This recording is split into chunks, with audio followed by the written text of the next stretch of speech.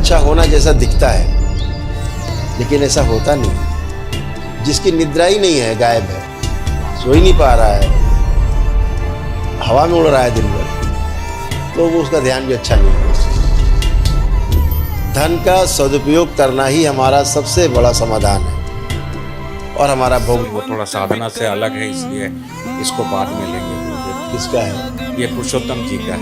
ओ, पूछ दिया जाए, हो सकता है कुछ सलूशन निकल आए। क्योंकि यह गुरुदेव के चरणों में नमन।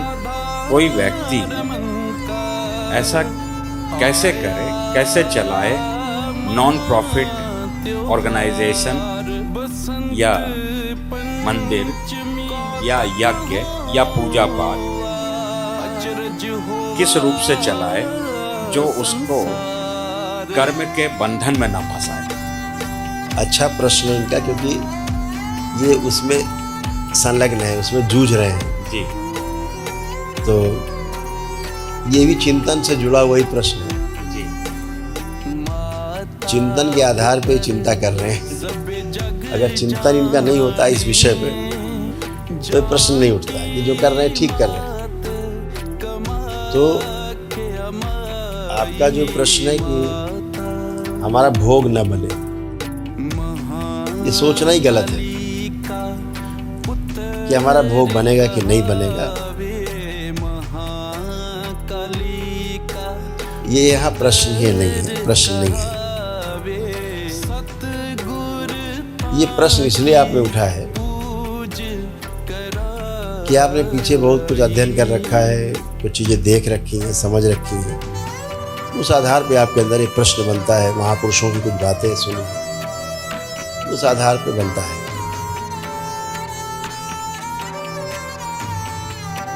ये सारा जो जुड़ा हुआ किस्सा है जो आप कर रहे हैं, आपके अंदर समाज के लिए कुछ करने का भाव ही तभी उत्पन्न होता है जब आपके अंदर चिंतन शुरू होता है, क्योंकि चिंतन सबके लिए है और चिंतन के अर्थ में किया गया कार्य कभी भोग नहीं पैदा कर सकता। कौन सा भोग? वासना का जो भोग है वो नहीं पैदा कर सकता, क्योंकि जो आप कार्य कर रहे हैं या इस तरह के जो भी लोग कार्य कर रहे हैं, जो भी इसकी नींव रखता है उसके अंदर प्रिय हित लाभ स्वयं के लिए नहीं होता है, वो सबके लिए होता है। जो सबके लिए सोच करके कार्य होता है उसमें आपसे कुछ कम ज़्यादा भी हो जाता है तो उसका कोई भी खराब भोग आपका नहीं बनता है, क्योंकि वो आपने अपने लाभ के लिए नहीं किया है, अपने प्रिय को देख करके कोई निर्णय नहीं लिया है, अपने हित को देख के निर्णय नहीं ले रहे हैं। सबका प्रिय हो, सबका हित हो, सबका लाभ हो, ऐसा चिंतन कहलाता है। मेरा प्रिय हो, मुझे ही लाभ हो, मेरा ही हित हो, ये चिंता कहलाती है। तो जो जीवन में जो 4.5 क्रियाएं हैं, जो हमारे वृत्ति में, जो हमारा विश्लेषण एक क्रिया है और दूसरी क्रिया है तुलन। तुलन में प्रिय हित लाभ भी है और तुलन में दूसरे तराजू में न्याय धर्म और सत्य भी है। वृत्ति के आधार पर, वृत्ति की क्रिया के आधार पर हम विश्लेषण करते हैं। तो विश्लेषण किसका करेंगे? या तो एक सीढ़ी नीचे उतर के करेंगे मन का, या एक सीढ़ी ऊपर चढ़ के करेंगे चित्त का। बुद्धि का विश्लेषण हो नहीं सकता, क्योंकि बुद्धि तो खुद ही विश्लेषण करती है। बुद्धि तो करने वाली है। इसलिए वृत्ति बहुत महत्वपूर्ण है कि हम जब संसार का चिंतन करते हैं तो हमें नीचे उतरना पड़ता है मन की तरफ, और जब हम आसार की चिंतन करते हैं तो एक सीढ़ी ऊपर जाना पड़ता है चित्त में, जहाँ बीज निर्मित होते हैं, बीज पड़े हुए। कोई भी नर्सरी जिसने बीज पर काम नहीं किया है उसकी बाग कभी भी अच्छी नहीं होगी। तो चित्त के स्तर पर, जहाँ पर चित्त में, जहाँ पर इच्छाएं रहती हैं, जहाँ आपकी स्मृतियाँ रहती हैं, वो स्थान चित्त है, आपका कारण शरीर है। तो अगर आपने कारण पर विचार कर लिया है तो निवारण आपका सही सही आएगा। कारण को ठीक से देख लिया है, संसार में समस्या है कहाँ, क्यों और कैसे नहीं समझ में आ रहा है तो समस्या है। क्यों हो रहा है, कैसे हो रहा है, क्यों करना है, कैसे करना है, क्लियर हो जाए तो समाधान है। तो जो कर पा रहे हैं लोग पूरे विश्व में इस तरह का कार्य, वो अच्छे भाव से ही कर पा रहे हैं। और इसमें हर तरह का व्यक्ति मिलता है आपको, हर तरह के व्यक्ति का आपको सहयोग चाहिए होता है। आप ये क्लियर नहीं कर सकते कि ये आदमी सहयोग कर रहा है, ये चोरी करके लाया है, ये आदमी सहयोग कर रहा है तो मेहनत करके पैसा लाया है। आप इसको आप क्लियर नहीं कर सकते और आवश्यकता भी नहीं है, इसकी आवश्यकता भी नहीं है। ये डाकू मान सिंह आपको रुपया दे रहा है कि आपको वो टाटा बिरला दे रहे हैं। आपके पास सिर्फ धन आया है और आपके पास केवल एक स्किल होनी चाहिए कि हम उसका सदुपयोग कर सकें। धन का सदुपयोग करना ही हमारा सबसे बड़ा समाधान है और हमारा भोग नहीं बनता। हमको साहूकार पैसा दे, हमें नंबर 1 का आदमी पैसा दे, उसका हम दुरुपयोग करें, हमारा भोग बनता है, खराब भोग बनता है। इससे बचने का उपाय नहीं है। तो हम इस चिंतन के आधार पे कि हम जो कर रहे हैं वो अच्छा हो, जो हमारे साथ जुड़े वो करके और अच्छा हो, इसको जो लोग आगे बढ़ाएं उससे और अच्छा हो। अच्छे का चिंतन, अच्छा होने का चिंतन बहुत सुंदर है। तो 2 ही क्रियाएं हैं, एक अच्छा करना और दूसरा अच्छा होना। अच्छा करना अच्छा होना जैसा दिखता है लेकिन ऐसा होता नहीं। अच्छा करना एक विषय है, अच्छा होना दूसरा विषय है। अच्छा करना जो है वो क्रिया है, अच्छा होना वो घटना है।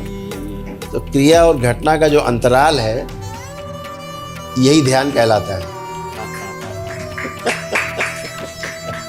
तो क्रिया हमेशा जो है आप करने जाएंगे तो क्रिया हमेशा आपके वर्तमान में होगी।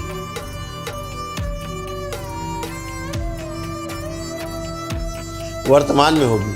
बहुत छोटा सा अंतर है क्रिया और घटना में। सोने में और ध्यान में बहुत छोटा सा माइनर सा धागे जितना भी अंतर नहीं है।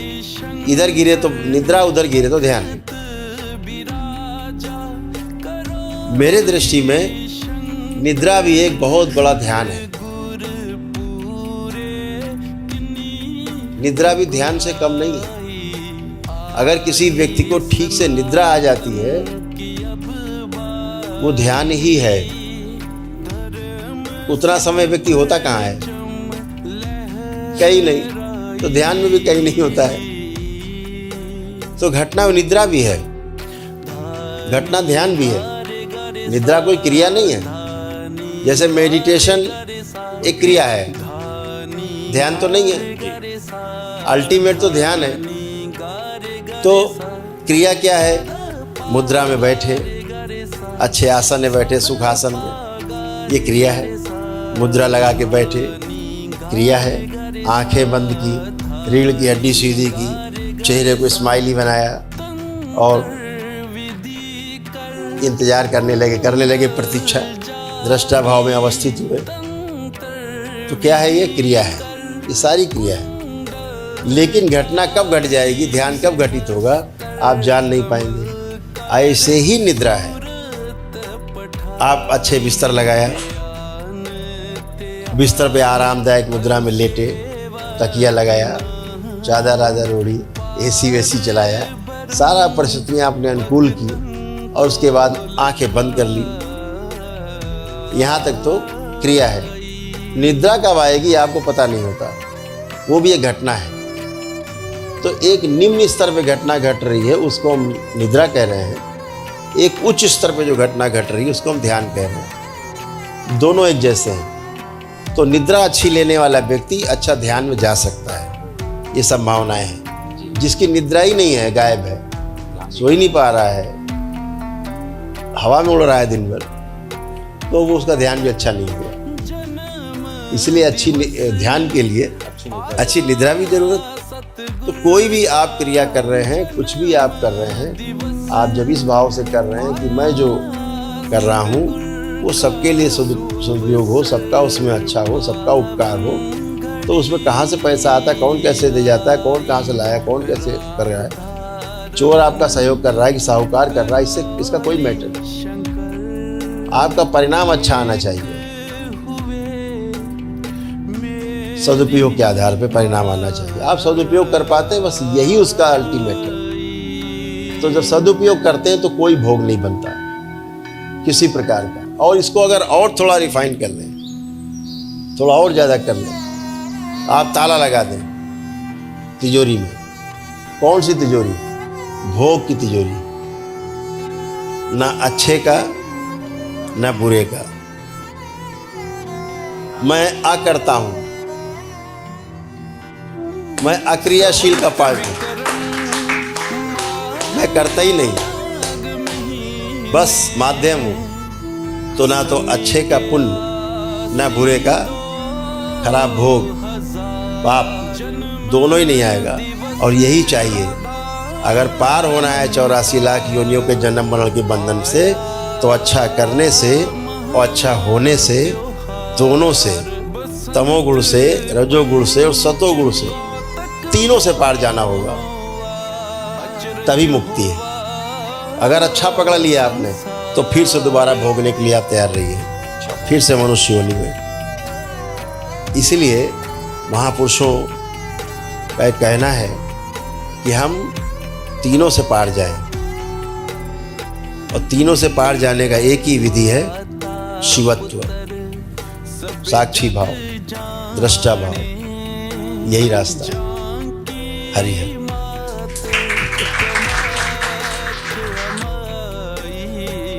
प्रश्न है गुरुदेव कि उनको पुरुषोत्तम जी के उत्तर से बहुत बड़ा उत्तर मिल गया। पुरुषोत्तम जी ने जो प्रश्न किया उससे जो उत्तर निकल करके आए, उनसे उनको काफ़ी बड़ी सहायता मिली, क्योंकि कराटे के ऑर्गेनाइजेशन चलाते हैं और एक ऐसी स्थिति में है कि वो चूँकि कराटे टीचर हैं, तो बहुत सारे स्टूडेंट्स हैं काफ़ी जिनके जीवन को वो प्रभावित कर सकते हैं। तो ऐसा क्या करें, किस रूप से करें कि उनकी सेवा और अच्छे ढंग से हो पाए, बगैर किसी कर्म भोग बनने से, कर्म भोग ना बने और अधिक से अधिक वो अपने शिष्यों की, कराटे के शिष्यों की सेवा दे सके। ठीक है,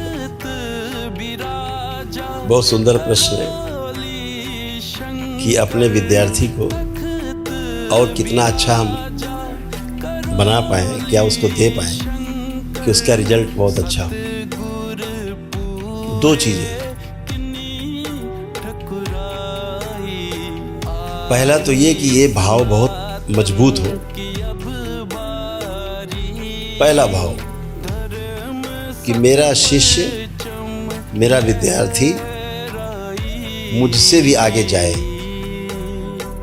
कि जब हम स्वयं विद्यार्थी थे, जब हम स्वयं शिष्य थे, तो गुरु से हमारी अपेक्षा क्या रहती थी, इसको हम बार बार टटोल के देखें अपने अंदर। निश्चित रूप से जो आपके प्रश्न रहे हैं अपने गुरु के साथ शिक्षा प्राप्त करते हुए, वही सारे प्रश्न आपके शिष्य के अंदर हैं। इस आधार पे भी आप उसका समाधान कर सकते हैं और अच्छा बना सकते हैं। Thank you. इसमें एक छोटी सी बात और है, जब कभी हम शिष्य होते थे, शिष्य तो हम जीवन भर रहते हैं, फिर भी कहने के लिए शब्दों में कि जब तक जिंदा गुरु साथ में थे, हम शिष्य रहते। मेरे जीवन में किसी ने भी कोई हमारे साथ बहुत आगे बढ़ करके हमारी मदद की हो, जिसकी हम अपेक्षा भी नहीं करते कि कोई करेगा, तो हमारे मुंह से वही निकलता है थैंक यू। इस थैंक यू को इतना बड़ा कर दीजिए, उस घटना का जवाब जब आपके सामने इसी किसी तरह के परिस्थितियों से लड़ता हुआ,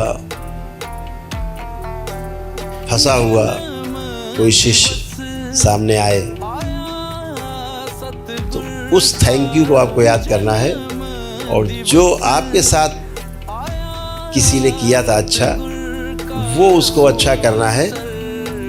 असल में ये थैंक यू है, असल का थैंक यू ये है। जब वैसा कर पाते हैं तो बातों से नहीं, अपने अनुभव के आधार पर हम थैंक यू करें।